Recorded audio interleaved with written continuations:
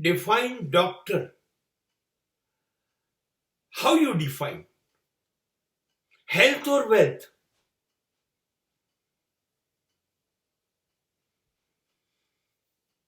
ચીની ફિલસૂફ લાઓ ત્સોએ એવું કહ્યું હતું, અને એવી એ જમાનામાં વ્યવસ્થા પણ થઈ હતી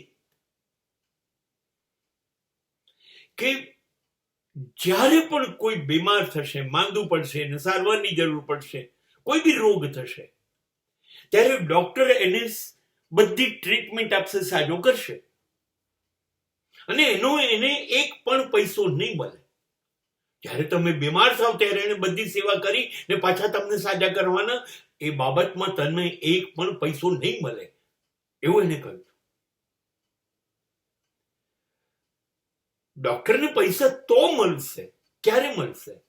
કે જ્યારે તમે બીમાર ન હોય, તમે એકદમ સ્વસ્થ હોય, આરોગ્યપ્રદ હોય, અને એ સ્થિતિ જાળવવા માટે ડોક્ટર તમને જે મદદ કરે એના પૈસા આપો. To maintain the health, that is a medical purpose. માણસ માંદો જ ન પડે એ વ્યવસ્થા કરવાના પૈસા આપો. માંદો પડ્યા પછી સાજો કરવાની વ્યવસ્થાના પૈસા, એ તો કેવી રીતે? અરે તેને સાચવ્યો નહીં, સમજાયું નહીં કે આ રીતે માંદા પડાય છે, એ સમજાવ્યું તો નહીં તે, એટલે તો એ માંદો પડ્યો, તારા લીધે માંદો પડ્યો, તે ધ્યાન ન રાખ્યું માટે માંદો પડ્યો, અને હવે તારી ભૂલની સજા, એને પીડા તો ભોગવવાની, પણ પૈસા પણ તને આપવાના. આપણી વ્યવસ્થા જ આપણે ખોટી કરી રહ્યા છે.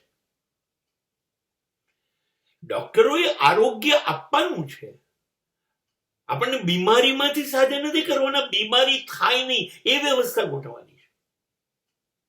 તમે અમને આરોગ્યનું શિક્ષણ આપો, તમે અમને અમારા શરીરનો ઉપયોગ કેવી રીતે કરવો એ શીખવાડો, અમે માંદા કઈ વસ્તુથી પડીએ છીએ એ ન કરીએ એ શીખવાડો, તમે અમારા ખોરાક અંગે અમને શીખવાડો, તમે અમને અમારા શ્વાસ અંગે શીખવાડો, અમારી શરીરની કાળજી અંગે શીખવાડો, જેથી અમે બીમાર થઈએ જ નહીં. અને આ બધું શિક્ષણ તમે અમને આપો, એના પૈસા અમે કે રાજ્ય તમને આપે, એ મંજૂર છે. પણ સિસ્ટમ જ બદલી કાઢી. તમે બીમાર પડીને અમારી પાસે આવો, અમે તમને સાજા કરવાના પૈસા લઈશું. આમાં માણસ બે રીતે બીમાર થયો. શરીર તો ગયું જ, ખતમ થતું જ ગયું. હવે એને સાજા કરવા માટે પૈસા આપે છે, એટલે પૈસાથી પણ બરબાદ થયો. તો you are losing your health and wealth both. તમે આરોગ્ય ગુમાવો છો ને પૈસા ગુમાવો છો, અને એનો બદલો સીધો ડોક્ટરને મળે છે કે એની વેલ્થ વધે છે.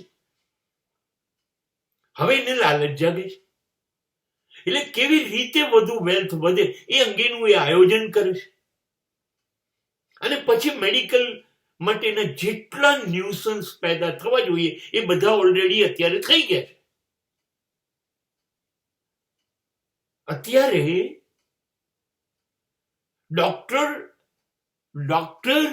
Doctors R non,